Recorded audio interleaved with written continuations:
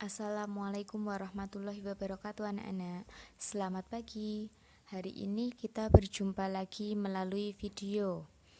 Hari ini kita akan belajar IPA, yaitu mengenai sumber bunyi dan proses terjadinya bunyi. Sebelumnya, kalian bisa buka buku tema 1 halaman 38 sambil disimak di buku nggih. Yang pertama ada sumber bunyi. Masih ingatkah kalian bahwa bunyi itu berasal dari benda yang bergetar?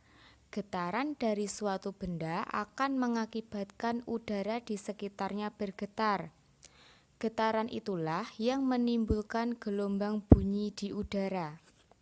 Benda-benda yang bergetar dan menghasilkan bunyi itu disebut sebagai sumber bunyi. Nah, di sini bisa kalian lihat ada beberapa contoh sumber bunyi yang berupa alat musik. Yang pertama adalah marakas. Marakas dapat menghasilkan bunyi apabila kita menggoyangkannya. Kemudian alat musik kecapi. Alat musik kecapi dapat menghasilkan sumber bunyi karena dipetik senarnya. Yang ketiga ada alat musik gong. Alat musik gong juga dapat menghasilkan bunyi karena dipukul. Nah, ini sebagian dari contoh alat musik yang dapat menghasilkan sumber bunyi. Di buku masih ada beberapa contoh lagi, kalian bisa mempelajarinya. Yang poin B mengenai indera pendengar telinga. Nah, kita diciptakan oleh Allah Subhanahu wa Ta'ala dengan dianugerahkan indera pendengar yaitu telinga, sehingga kita dapat mendengarkan bunyi. Allah menciptakan dua telinga untuk kita. Kenapa menciptakan dua telinga? Karena dengan dua telinga tersebut kita dapat memaksimalkan fungsi pendengaran dan keseimbangan posisi tubuh kita. Nah, di situ ada gambar mengenai bagian-bagian telinga. Kalian bisa simak ya. Nah, telinga kita itu terdiri dari 3 bagian. Bagian yang pertama yaitu telinga bagian luar. Nah, telinga bagian luar ini juga memiliki beberapa bagian. Yang pertama adalah daun telinga. Daun telinga berfungsi menangkap suara dari luar kemudian diteruskan ke lubang telinga. Bagian yang kedua adalah lubang telinga. Lubang telinga ini berfungsi meneruskan suara ke gendang telinga. Bagian yang terakhir yaitu gendang telinga. Gendang telinga ini berupa selaput tipis yang bergetar bila ada suara. Fungsinya yaitu meneruskan suara ke tulang-tulang pendengaran. Bagian dari telinga yang kedua yaitu telinga bagian tengah. Nah, telinga bagian tengah ini terdiri dari 3 tulang pendengaran dan saluran eustasius. 3 tulang pendengaran tersebut terdiri dari tulang martil, tulang landasan, dan tulang sanggurdi.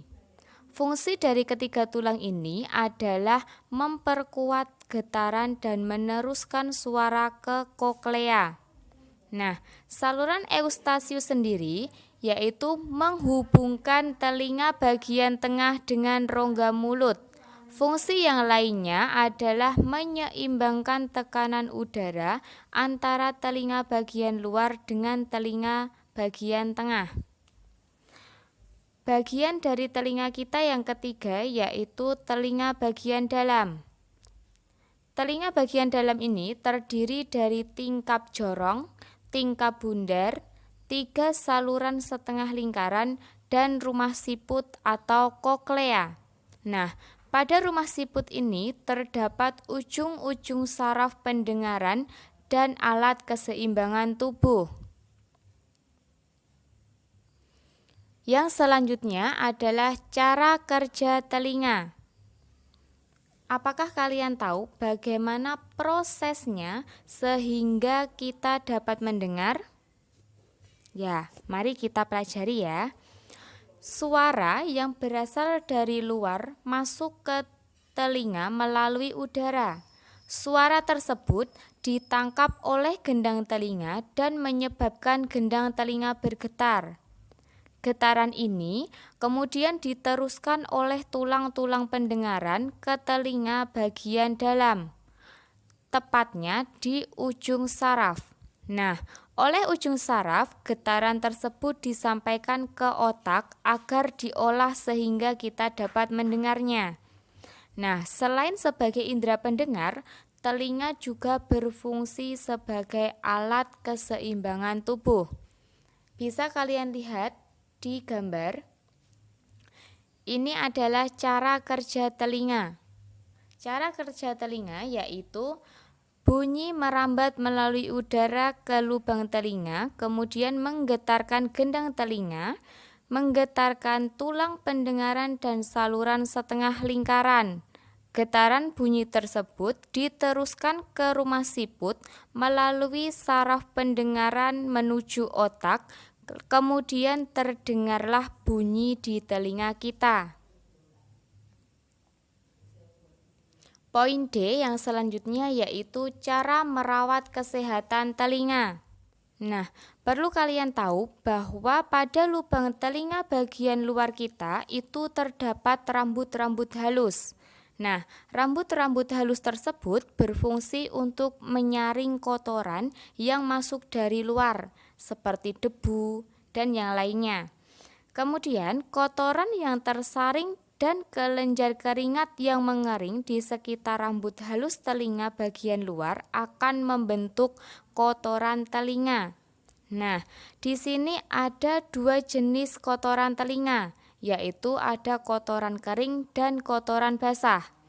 Kotoran kering itu dapat keluar dengan sendirinya dari lubang telinga.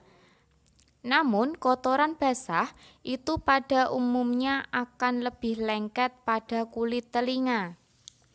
Nah, di sini ada beberapa cara merawat telinga. Yang pertama yaitu membersihkan telinga bagian luar secara teratur menggunakan kapas bersih. Yang kedua yaitu jangan mengorek-korek telinga karena dapat mendorong kotoran lebih dalam dan makin hari akan semakin menumpuk. Kotoran yang menumpuk itulah yang dapat mengganggu pendengaran dan yang lebih berbahayanya lagi dapat merobek selaput gendang telinga. Jika kalian mengalami gangguan pendengaran, maka kalian harus segera ke dokter spesialis THT supaya lebih cepat tertangani dan tidak menyebabkan telinga kita bermasalah dan menimbulkan efek yang buruk. Yang ketiga yaitu jika ada suara yang memekakan telinga, segeralah kalian menutup kedua lubang telinga agar gendang telinga kalian tidak rusak. Cara yang keempat yaitu jangan memasukkan benda-benda ke dalam telinga. Contohnya beras, air, kacang hijau, dan lain sebagainya. Yang selanjutnya yaitu kelainan pada telinga. Nah, telinga kita itu bisa mengalami kelainan dan terserang penyakit jika kita tidak merawatnya dengan baik. Di sini ada beberapa kelainan pada telinga. Yang pertama yaitu tuli. Tuli itu adalah berkurangnya kemampuan mendengar. Penyebab tuli juga bermacam-macam. Misalnya adanya kerusakan pada gendang telinga, tersumbatnya ruang telinga, atau rusaknya saraf pendengaran. Nah, penyakit tuli ini biasa terjadi pada orang lansia, lanjut usia. Penyebab tuli biasanya karena penurunan kemampuan telinga, misalnya gendang telinga kaku dan kurang baiknya hubungan antar tulang pendengaran. Nah, pada umumnya penyakit tuli ini tidak dapat disembuhkan. Namun, Jika penderita tuli tidak parah, dapat ditolong dengan menggunakan alat bantu yang biasa disebut hearing aid. Kelainan pada telinga yang kedua yaitu perikondritis. Perikondritis itu adalah penyakit pada telinga karena infeksi di tulang rawan atau kartilago bagian telinga luar. Penyebab dari penyakit ini yaitu karena gigitan serangga, cedera, dan pemecahan bisul yang dilakukan dengan sengaja pada area telinga. Nah, nanah dapat berkumpul pada daerah kartilago atau lapisan perikondrium, jaringan ikat, dan sekitarnya.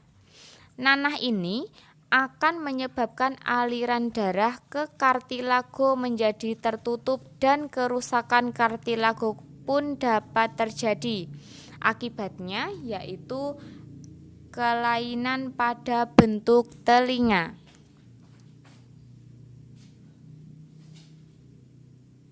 Nah, anak-anak, itu tadi penjelasan sedikit mengenai sumber bunyi dan proses terjadinya bunyi.